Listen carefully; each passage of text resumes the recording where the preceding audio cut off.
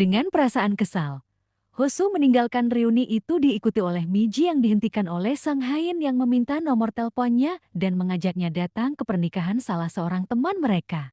Hosu yang masih marah karena mereka membicarakan Miji di belakang, bertanya kepada Mirei kenapa Mirei yang tidak suka digosipkan, membiarkan mereka membicarakan Miji di hadapannya, dan Mirei hanya diam saja. Pertemuan itu menjadi tak asyik baginya karena tadi dia melihat Sang Hain mendekati Miji dan perhatian padanya. Hosu pun mulai merasakan ada perasaan tak biasa yang dia rasakan terhadap Miji. Keesokan harinya, Miji tengah mempersiapkan pertemuan Nenek Rosa dengan perusahaan tempatnya bekerja. Karena Nenek Rosa tak bisa dihubungi, Miji pun menelpon Hosu yang saat itu sudah dalam perjalanan menuju ke sana. Miji menjadi khawatir kalau Nenek Rosa tiba-tiba menghilang seperti kasus pemilik tanah sebelumnya. Untungnya saat dia ingin melihat kondisi Nenek Rosa di rumahnya, ada seorang rekannya yang bersedia membantunya menyiapkan segala sesuatunya. Miji bergegas menuju ke rumah Nenek Rosa.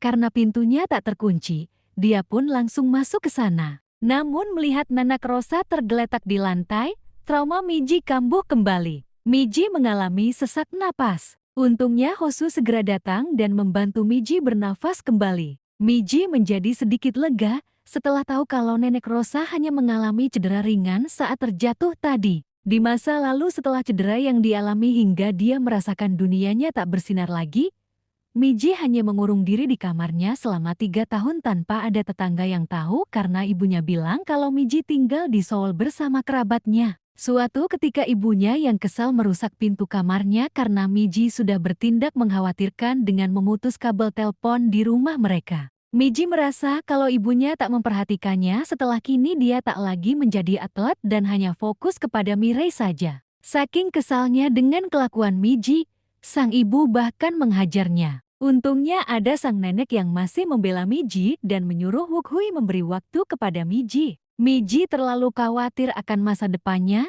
dan tak ingin kembali menjadi bukan siapa-siapa lagi. Suatu ketika Miji mendapati neneknya jatuh pingsan. Miji terus memanggilnya namun neneknya tak kunjung sadar. Miji ingin menelpon ambulans tapi kabel teleponnya dia putus sendiri. Miji yang 3 tahun ini tak pernah keluar rumah ingin minta pertolongan ke tetangga namun dia ragu melangkahkan kakinya. Lalu dengan segenap keberaniannya, Miji akhirnya menerobos pagar rumahnya meminta tolong pada seseorang agar bisa menolong neneknya. Sayangnya rumah-rumah itu kosong dan Miji hanya bisa menangis histeris. Sampai detik ini, Miji masih menyalahkan dirinya atas apa yang menimpa neneknya. Seandainya bukan Miji yang bersamanya, mungkinkah keadaan neneknya akan lebih baik?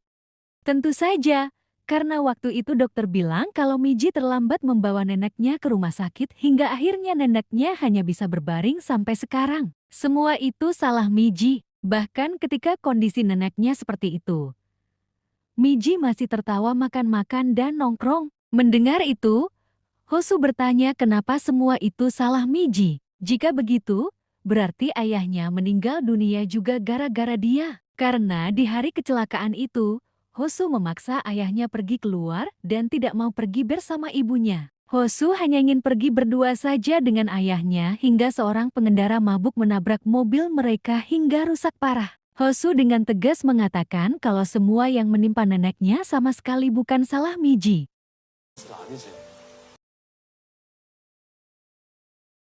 Di kampung, Mirei yang menemani Bun Hong membuat selai stroberi pemberian sejin, memandangi foto kelulusan Hosu bersama salah satu dari mereka. Bun Hong kembali bertanya bukankah itu foto anaknya dan Mirei. Namun Mirei bilang kalau itu bukan dirinya. Namun Bun Hong yakin kalau itu Mirei karena dari wajahnya terlihat kalau Mirei ingin menyembunyikan semua masalahnya di balik keteduhan wajahnya. Hujan telah reda, Hosu masih mengikuti Miji yang saat itu pergi ke rooftop. Mirei bertanya kenapa Hosu membela Miji. Lalu Hosu tiba-tiba bilang kalau dia menyukai Miji, karena Miji adalah cinta pertamanya dan Mirei sudah tahu itu.